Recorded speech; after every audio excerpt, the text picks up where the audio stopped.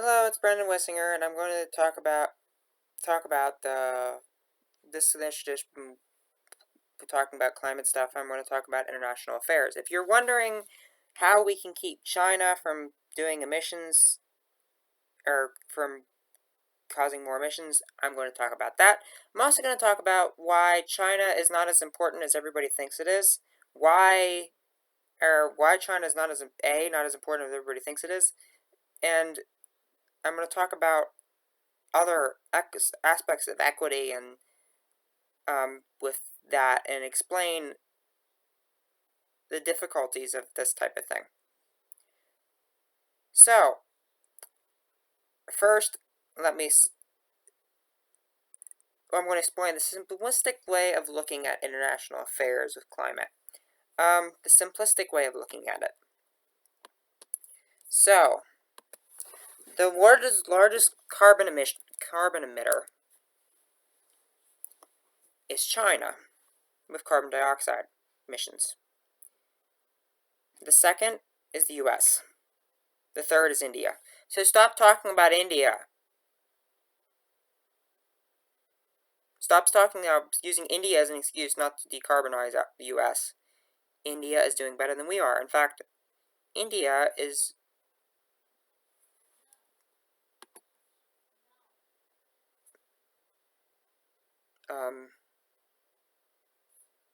India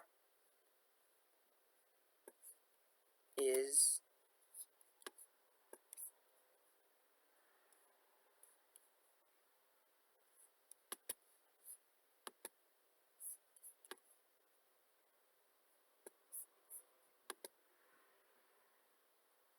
India is you can come here.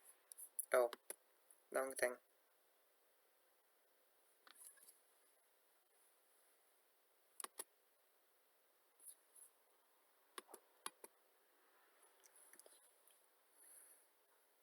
Oops.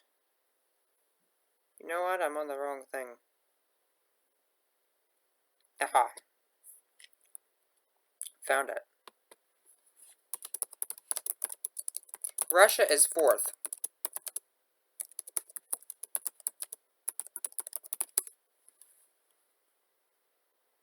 So Russia is fourth largest greenhouse gas emissions. What the heck? Okay. India is 2 degrees compatible. The US is not even 3 degrees compatible.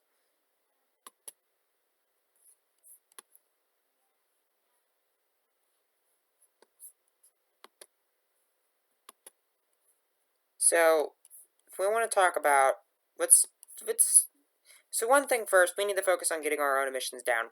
That's one thing first, but we also need to focus on equity at other countries because as a rich country, we're hurting poorer countries. Because we're causing a lot of historically, the U.S. is the largest emitter of any country. So, and we're causing a lot of, and who's going to be at the raw end of this? Who's going to get the bad end? It's poor countries. Countries that barely cause any emissions are the ones that are going to get the bad end of it. Like, I think Greta said that, at this COP25 passed in Spain, she said, we talk about the Western countries, we talk about our future. Poor countries in global South, talk about their current reality.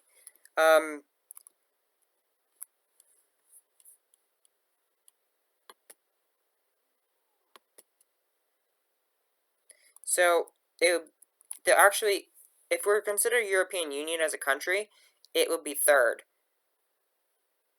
China's first, U.S. is second, India or European Union's third, India's third or fourth.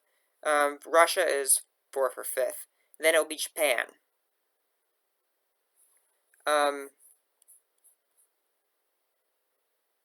So if we want to, I wish I could show these things to you on the screen here, but So there are only 2 countries in the world that are 1.5 degrees compatible, Paris Agreement compatible, and that's Morocco and the Gambia. You probably never even heard of the Gambia. You might have heard it recently because it has been a little bit in the news in the past year because a bunch of other African countries invaded it because its president didn't want to stand down, didn't want to uh, turn his office over to somebody else, to another president. So, India is 2 degrees compatible, along with Bhutan, the world's only. Bhutan is technically already net zero emissions, but it needs to get to zero. Costa Rica, Ethiopia, India, Kenya, and the Philippines.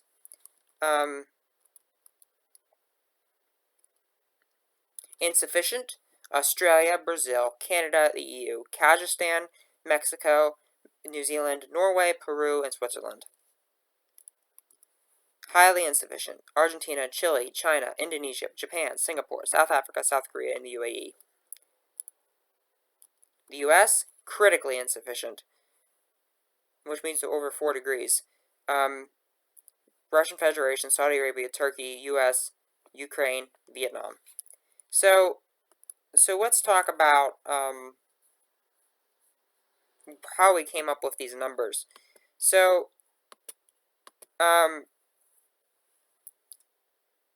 let's first talk about that's more a socioeconomic way of looking at it. A better, more just socioeconomic way of looking at it, because developing countries will not be able to transition as well and as quick. China being accepted, I think China should be accepted because it's a dictatorship, for one reason. And China's a dictatorship, it can transfer quickly. But developing countries, for the most part, are not going to be able to transfer as quick because they have other problems that they're dealing with. They consume less than the U.S., so technically they're doing less doing less to the crisis. Per capita, China creates less emissions than the U.S. does. So that's another thing to remember here, too. Corruption, weak, and they're also corruption, and they're weak developing countries. That's another reason to think about this. And also, another big reason is Abbott's 5 stages of growth. So, for a country to become, this is going to be a big thing in this. So we're going to talk about this idea. If I can find where I put it.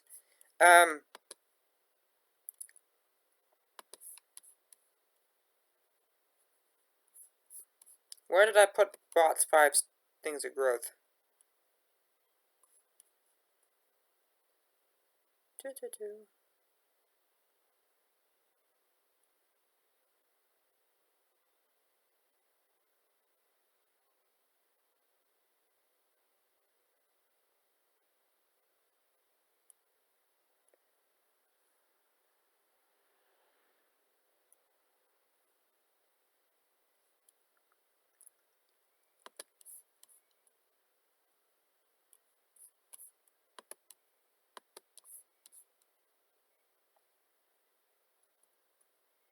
Aristotle, not a Bott's. Aristotle. Excuse me.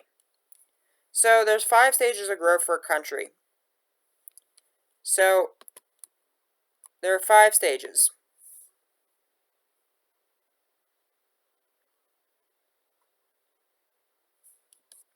So this is something I learned this past year in geography, and it's important to understanding this because it will make you understand why this splitting of equity. China and all these other developing countries, third world countries, want to be like the U.S. They want to have the same things that we do, but they have to go through these 5 stages of growth to get there. And there's not enough resources for everybody to have to live like we do. And if everybody lived like we do, it would take more than 4 Earths. So, and there's a date in the year that we pass. Every year it gets earlier of the amount of resources that we've already used. This is what Greta means by fairy tales of eternal growth, economic growth. There's it doesn't make any sense to keep growing, keep growing, keep growing. You need to have a steady state economy. And I'm going to also do an edition on a steady state economy, something that nobody really talks about very much, but I'm going to do an edition on it.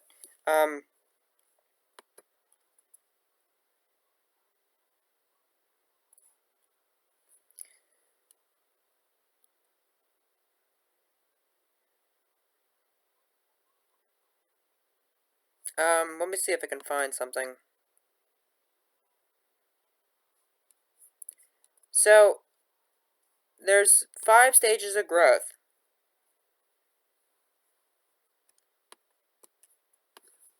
So,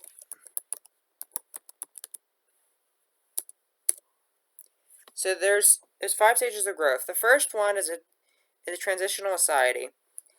It's basically what China was 40 years ago. Basically, a mostly agricultural society. There's high births, high deaths.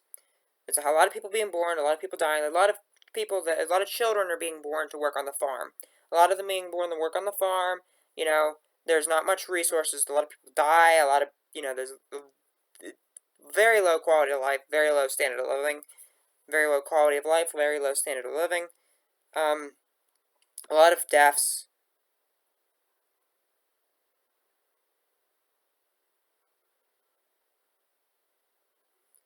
So we are already through all 5. We're at the last stage. The idea is, one thing is, I don't know if I completely believe in Rostow's stages of economic growth in the sense that we'll have a steady state economy at the end of the 5th stage. But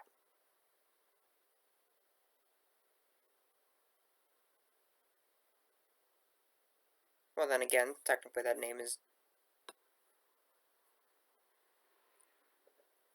So a transition society has a lot of herd, it might have nomadic. It's all main agriculture.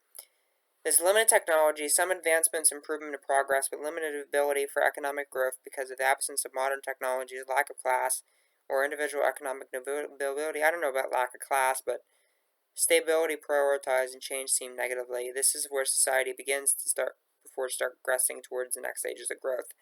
No centralized nations. Well, there's little centralized nation political structures. A lot of things are lords and that sort of thing. A lot of, the things that actually work are smaller. So preconditions take off. So it starts with demand for economic resources and economic change, and there's become more industry involved. So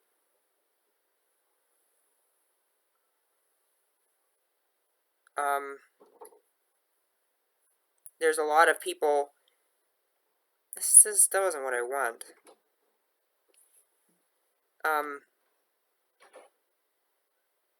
6 stages.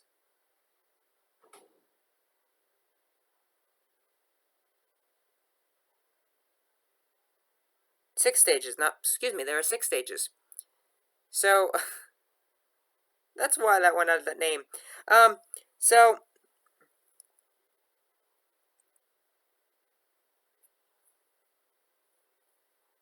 a lot of things are going on. A lot of things are the second stage. A lot of things are being produced. A lot of things are changing. A lot of things are being built. Spread of technology and infrastructure starting to be built and that sort of thing.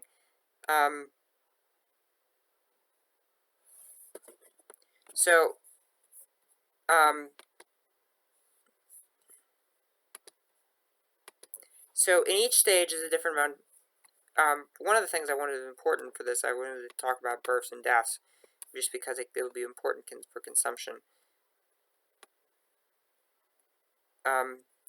So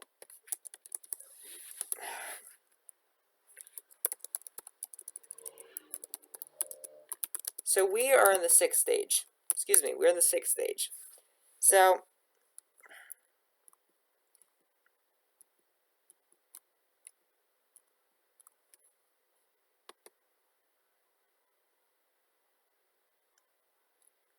basically, I'm I'm sort of frustrated trying to find this. I did have it up, but it wasn't what I wanted. I should really prepare for more of these.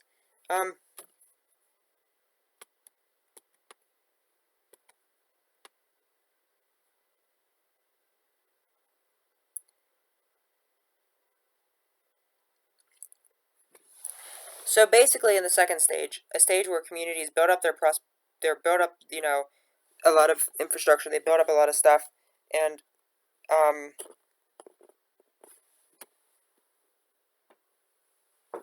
so they, so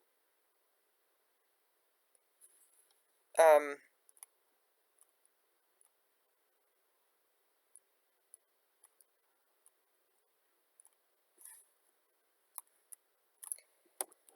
so economic progress in the second stage becomes accepted social value, and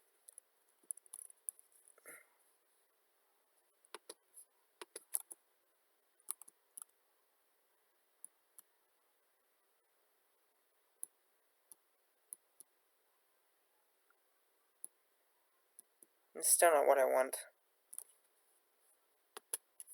But at any rate, so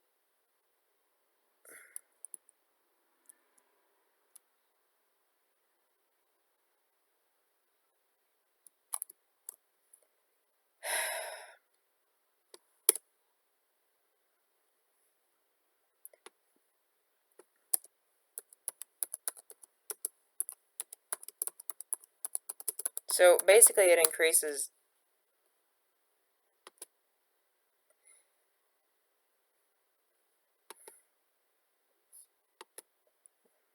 Here's something.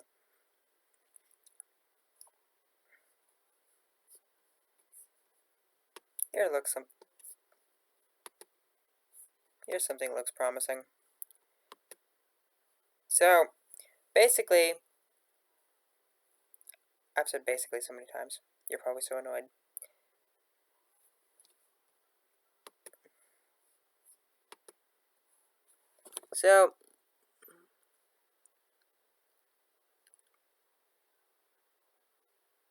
So in the first stage is a high death rate and a high birth rate. In the second stage, there's a second stage is a very rapid increase in the economy. There's a very high death rate, and the death rate falls because a lot more advances in medical technology, um, improvements in medical care, water supply, sanitation, fewer children die, and there's still a high birth rate because many children needed for farming. Children die at an early age. Religious and social encouragement. No family planning. The third stage, this developing country, like China. A third stage, like China, would be where the birth rate is falling, the death rating is falling more slowly. The economy is still increasing. The increase in birth rate is slowing down. Improved medical care and diet, few children are needed, and so the consumption is going back down. But so the economy is so. This is sort of like China or Brazil. The economy is still developing. It has elements of a, you know, very developed country and elements of a not developed country. It's mostly industrial at this point. The third stage, it's mostly industrial, manufacturing, that sort of thing. It's mostly manufacturing, industrial, that type of thing. The second stage is mostly agricultural, but it does have a significant industrial sector. The fourth stage is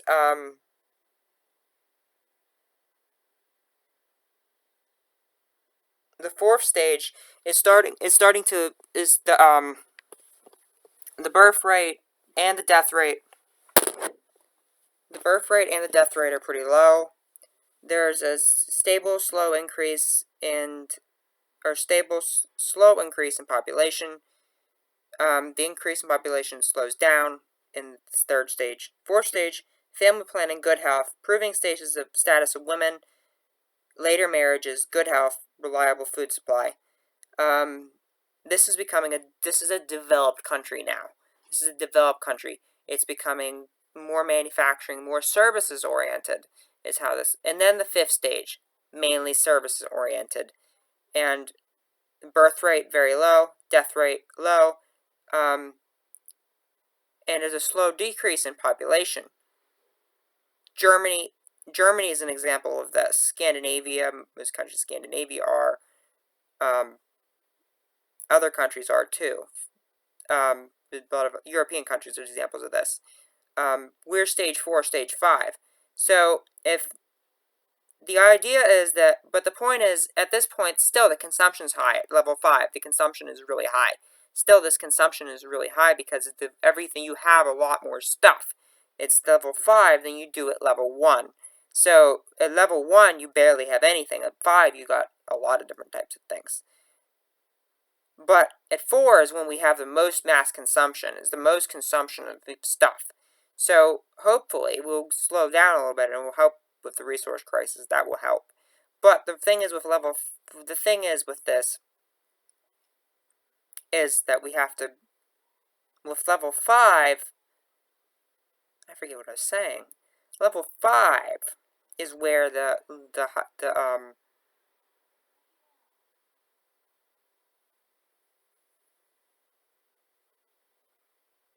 so what the thing is, we have to get through all those stages. So they have to, at some point, be consuming more, too. They have to be consuming more. It gets through stage 4. They have to get through all these other stages. And just it's the nature of the stage that they have to get through. And we have to make it more so they can get through those stages and be able to have that growing population. To have those that, to get through those stages. That's the problem.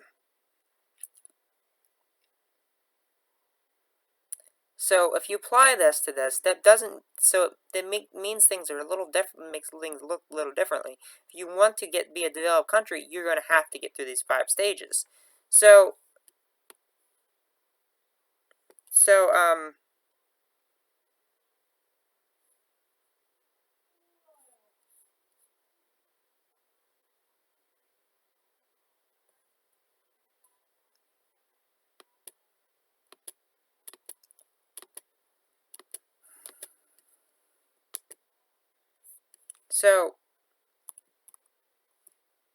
you want to look at this in a different, you want to look at this a little differently and say, okay, if you look at this, you need to make sure that they are able to get through these stages. So, and we still need to lower consumption because they want the same things. They want to get through these stages. So it's imperative that we look at this and say, hey, this is going to be hard on them because they need to develop. They want to develop. They're going to have to develop, and to do that, they're going to take more. They're going to take resources. They're going to take going through that. They're going to take emissions. They're going to have emissions going with that, and they want to become more justly. You have to become more developed before you become more justly developed. That's the point behind this. And to do that, we have to remember that when we go through these, we have to remember help produce these countries we have to help these countries along because they don't have the technology to do that. They don't have the resources to do it. Not China. China's a dictatorship. I think it can handle itself pretty much. China can, and it's been doing a pretty good job of it so far until the government changes mind and wants to focus on being an autocracy and a tyranny rather than actually pushing for climate stuff. But that's an important thing to realize is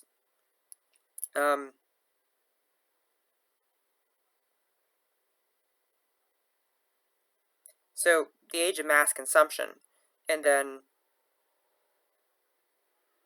the thing is, you have to go through stage 5. Stage 5 is like, we want a higher standard of living, and stage 6 is like, wait a minute, the standard of living is not as great as we thought it was, we need a better quality of life.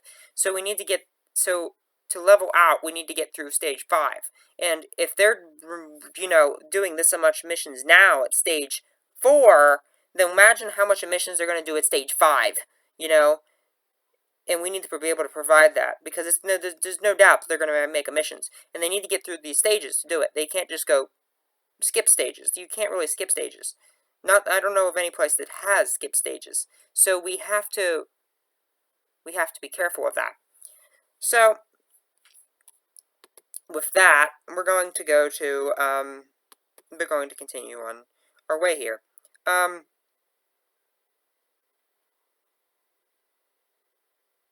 So other countries are consuming less than us. The U.S. has the higher standards of living in the world, and it consumes the most of any country in the world, but it has a lower quality of life than many European countries. So rich countries, like the U.S. is the largest historical emitter, and it's hurting poor countries. So yeah. So okay, I think we've gone to the worst and best countries too. Best countries, Morocco, the Gambia, so on and so forth. So China is also working.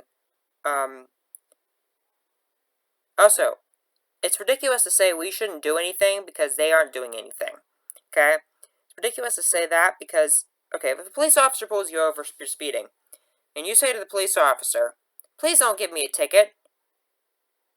There's someone who's on this road who's got to be speeding faster than I was.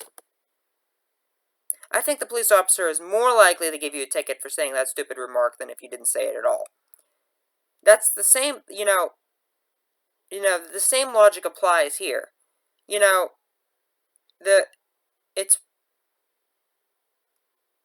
That's not a valid, that's an excuse. Say, we're not going to do anything because another country is doing anything is just an excuse. And if you're talking about economic development, there's ways to deal with that, and we'll talk about that in a little bit. China is working on doing renewables. It is developing fast. It has a big EV sector. It's doing a lot of solar power. It's planting a lot of trees, doing a lot to try to do that. We also need to focus on ourselves. And U.S. is historically the largest greenhouse gas emitter. Okay. So, Paris Agreement. First, why it's good. So the Paris Agreement is good because pretty much every country on Earth agreed on lowering their emissions to stay under 2 degrees, including the U.S. and China. So, what's bad about it? First, there's no enforcement mechanisms. It's a non-binding agreement, and there's no enforcement mechanisms. There's no,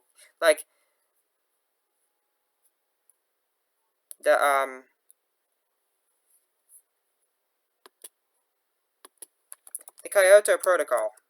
It was binding.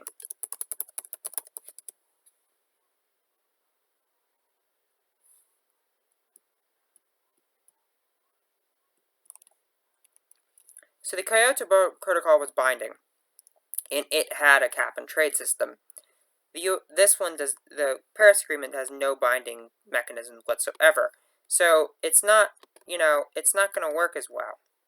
It's not going to actually fix anything. So it doesn't really fix that, so you can't force anybody to do anything. And then no industrial country is meeting their Paris pledges or targets. Every country for Paris gives a pledge and gives a target to meet 2 degrees. So usually those pledges aren't even enough, and those targets aren't enough. And none of them are meeting any of their pledges or targets when aren't enough to meet 2 degrees. So it's just ludicrous. Why Trump pulling out of Paris is bad? Because he pulled out with one of the major polluters of the world. The second largest polluter in the world. He pulled that out of the Paris Agreement. This is really basic. Okay. This is like basic. This is very basic. Luckily, we're going to talk about some good things. The U.S., Pennsylvania is still in the Paris Agreement. And you're like, wait, what? And, introducing the U.S. Climate Alliance. A bunch of state governors got together and said, we will abide by the Paris Agreement. And a bunch of mayors, too. So, let me give you some places that are abiding by the Paris Agreement. Virginia, North Carolina, Colorado, New Mexico, Hawaii, Montana, Illinois, Michigan, Wisconsin, Minnesota, New York, Pennsylvania, Maryland, Delaware, California, Nevada, Oregon, Washington, Maine, Vermont, Massachusetts, New Jersey, Connecticut, Rhode Island, American Samoa, Puerto Rico, and 427 U.S. cities, including Austin, Texas, Birmingham, Alabama, Bloomington, Indiana, Mainsville, Ohio, Cape Canaveral, Florida, Cincinnati, Ohio, Cleveland, Ohio, Columbus, Ohio, Philadelphia, Pittsburgh, Portsmouth, New Hampshire, Dallas, Texas, St. Petersburg, Florida, Fayetteville, Little Rock, Arkansas, Kissimmee, Knoxville, Lancaster, Sleepy Hollow, and Tarrytown, New York, which I thought that was interesting. State College, PA, Tampa, Florida, San Antonio, Orlando, North Miami, Moab, Utah, New Orleans, Memphis, Miami Beach, Mill Creek, Utah, and Houston, Texas. I pretty much included all things I skimmed over in a lot of Republican states. I didn't, of course, some of them I just included because I thought they were interesting that they were in there. So yeah, so every year there's a climate conference which try to negotiate agreement on climate. So and they're called COPs. This one's COP26. If you want to know more about that, go back to my Greta and activism and current events and activism edition. Go look at that one for March 2020. Go look at that one. Go look at the current events in that, and it's in there, what COP26 is. So, and polluters out, and push for polluters to get out of COP, which we'll talk about in a minute, and push for there actually to be a COP26 this year. So, China versus the U.S. and Australia versus smaller countries. So the smaller Pacific countries are going to get completely decimated by climate change. They probably won't be there anymore. Kiribati, Tuvalu, I keep pronouncing that wrong. However you pronounce their names, they're going to get flooded out by sea level rise. They've bought land in other countries. So they are looking at they're saying we want something done about climate change. And China is saying, we'll do something about climate change, but you better give us some money because we're a developing country. And the U.S. laughs and says, you're a developing country? And they're like, we don't want to give anything. We may be responsible. We don't want to give anything. And Australia's like, I like what the U.S. said. I don't like to get anything either. And this infighting goes on, and the cops, this keeps going on. And no one wants to give anything. And it's like, for developing countries, too, this is their current reality. This may be for developed countries, may be our future, but it's their reality right now. And so, also, Sustainable Development Goals. So, this is a couple of Sustainable Development, UN Sustainable Development Goals are for climate stuff, 3 of them. One's climate action, I forget, Sustainable Development something, and I forget them all. But 3 of them are that, and we need to abide by them, and we need to actually get an agreement out of this. We need to make an agreement that actually has enforcement mechanisms and actually all the countries commit to. Now, Copenhagen, that wasn't a disaster, but important things came out of Copenhagen.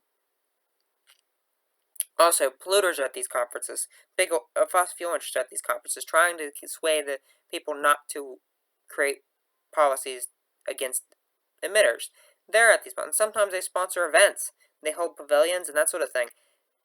They need to be out of there. They can't be in there. So polluters out. The activists right now are trying to pressure them to get out of there. Try to pressure them out. So COP25, when this happened, the youth activists literally blocked off, or tried to block off the stage. And a lot of them got their badges taken off and got kicked out. So they were trying to push fossil fuel interest out of meeting. The Montreal Protocol. So this is the protocol to reduce CFCs and HFCs.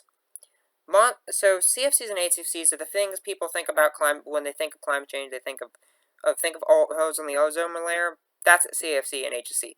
CFCs and HFCs are greenhouse gases, but they're not. Carbon dioxide does not put a hole in the ozone layer. CO2 does not put a hole in the ozone layer.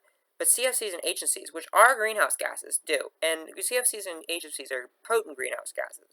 But they make very little up of our actual emissions. Very little. Only a tiny, tiny amount. So, but they're very potent. And they could do a lot of damage. So, to do that, we need to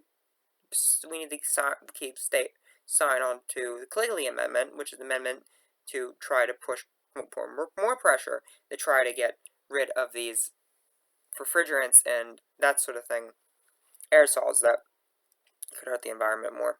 And there's the Kyoto Protocol. We need to have a new version of the Kyoto Protocol. The Kyoto Protocol we signed, but then we pulled out of it. Bush pulled us out of it. We never ratified it. We sent it. The bill sent it to the Senate, but it never got anywhere. So that's another thing. We need to have a new one where we have a cap and trade system. It's actually being able to be enforced. So we need a new thing for that. We need a new Kyoto Protocol. CORSIA is agreement to make that all airlines have offsetting and biofuel measures in it, and I'm really for that. So we need to sign and ratify CORSIA, and other airlines, U.S. airlines, do. And I'm pushing for in this stimulus that if they get the $50 billion, that they're going to sign and ratify CORSIA. Okay, things we can do in international policy. First things first, if we're going to make any more trade agreements, and we should, if we're going to put more trade agreements, we need labor standards and climate standard, environmental standards on them. That's what we got in this mess with not having, for our economy now, is because we have trade agreements that do not have labor standards on them. Actually, trade agreements can be better than not having a trade agreement in a very good way. If you set labor standards, environmental standards, and different types of standards on them. If you don't have standards, then people like China could end up taking your business. So we need to have standards that push climate, or China, or push other countries to having things, doing stuff on climate, to actually taking action on climate, and saying if you want to trade with us, you must bring sustainability in your supply chains, you must pay your employees enough that it's fair for us, and you must have environmental standards. You must not be polluting. You must use the trade organization and sanctions to make sure that it's enforced, and try to bring any injustice in the trade system to the World Trade Organization's attention. And if they don't, the World Trade Organization doesn't agree, just sanction them. And that might be even a way to bring China or other countries to the table. Sanctions, which basically we're already doing with tariffs. So, but Trump has no objective in doing the tariffs. That's my main complaint. He doesn't have any objectives in doing these tariffs. And if you don't have an objective and you don't know when these are going to end, because this is very hurtful for farmers. You know, if you're going to do this, you just can't sanction something, or tariff something. You have to have an objective for it. You know, or it's not worth anything.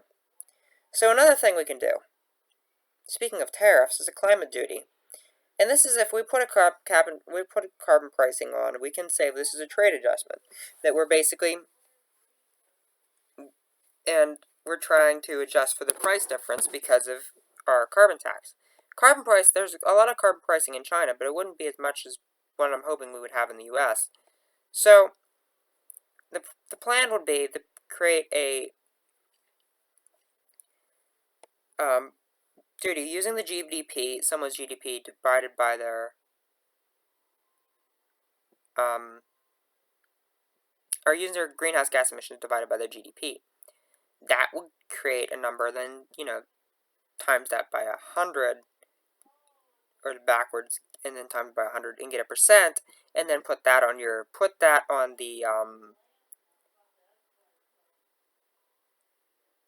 put that on, put that on top of, and then put that on carbon pricing. I put that on goods coming in, adjust for that. And then just that for the difference, like just that for adjust that for carbon price. So another thing we can do is fund.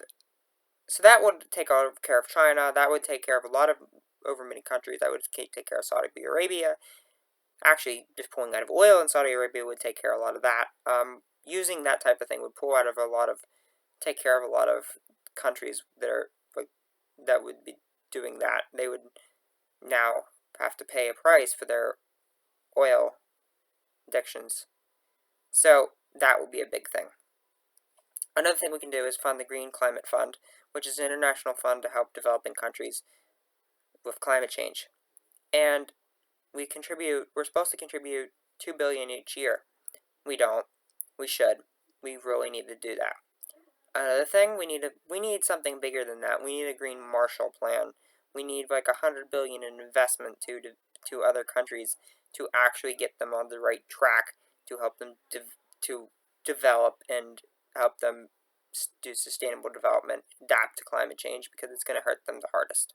And as a rich country that's caused this crisis, we have to clean the mess up. So that's another thing.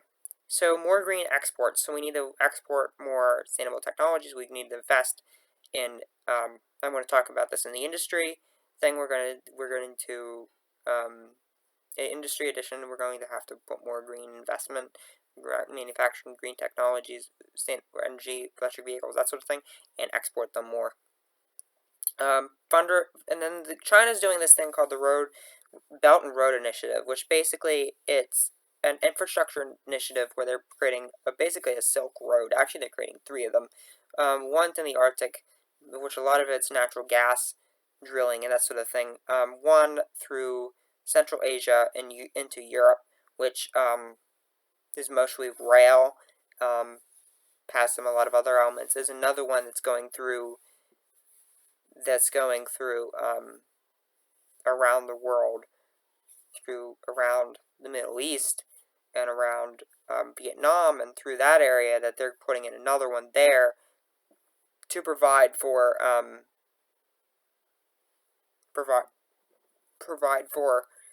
maritime stuff.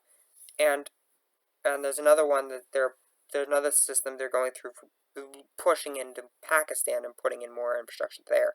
And it's basically a development initiative where they give money to country and they'd have no strings attached. Unlike Western countries, when Western country gives money to other countries, they want something from human rights. China doesn't care about human rights, so it gives this money and says, "Hey, here you go." And it's trying to make this putting in the world, and we really need to combat that because that's going to look bad on the U.S. image. That's going to also that could cause states to align with China. That's very detrimental to security, and also creates areas outside of China that China owns. So, and that's really detrimental. When they technically own this whole transportation network that's around. They're creating this whole industry network that they're creating in other countries. So that's really bad for the U.S. So we need to combat that. And I think one thing we could do is what I would call it is the Green Rail and Pathway Initiative, which basically I would do invest in sustainable green technologies. Would invest in rail. We would invest in other adaptation to climate change and sustainable manufacturing for sustainable products, manufacturing for that type of thing, and other things, and other development initiatives and education and other health and other things. But again, well, just like China, they would be no strings attached. So they wouldn't have any strings attached to them, to these economic investments. Now that's saying something for a Western country, is to have no strings attached for that. That's not necessarily good for human rights, but in the long run, it may help it, because if you get through all those stages, you might get a better human rights factor in there than if you didn't do that. You could possibly get a lot better, like, that type of thing. And also, you could secretly do that by pushing more for more education, more health, that sort of thing. You could secretly bring in more, and it would help U.S. interests by, it help U.S. interests by stabilizing these countries that are destabilized, and that would help bring in some security. So that's one idea. Another thing would be a good idea is a global climate corps. We have a peace corps-like thing for climate, where you go around the world and help other developing countries adapt to climate change and mitigate their emissions. That would other thing. We should also have a national climate corps. We should have one for infrastructure. We would have some things like the Civilian Conservation Corps for natural resources, and we should also have one that's one for helping people get jobs in energy, green energy, and that sort of thing. Another thing, we need to help restore more climate working groups and more agreement or systems that can help deal with climate change. Just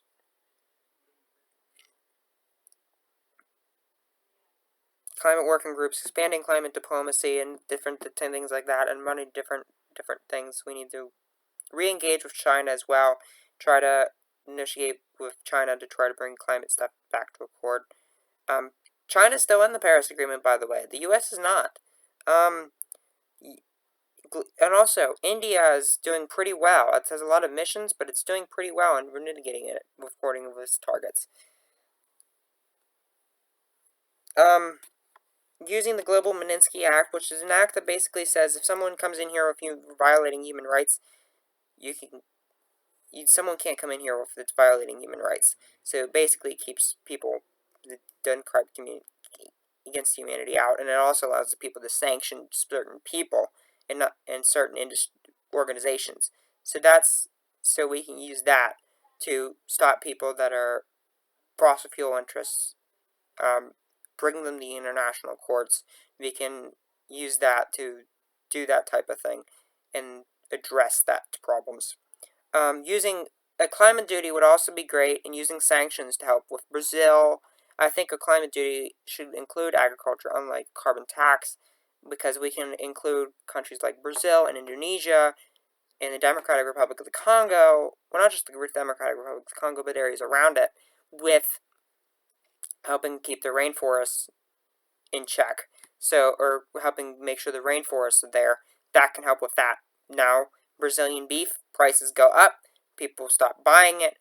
Palm oil prices go up, now people stop buying palm oil. Or companies can't use palm oil. It's not as cheap anymore. They can't use it as much. Using those sanctions to do the same thing. Prioritizing climate on the UN Security Council. We do have a veto on the UN Security Council.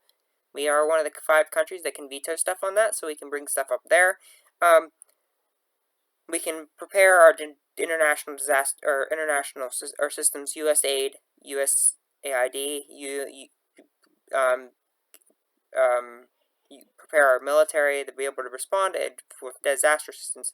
To address climate problems, put a fund specifically for that. We can adapt the military, adapt to climate change, do war games, do other types of stuff, and anticipate what type of things will happen in the future. Try to adapt to sea level rise, raise military bases, bring new assets in to help the military deal with heat, and other things too, to try to deal with that. Also, we have the military to mitigate climate change by trying to using more biofuels, using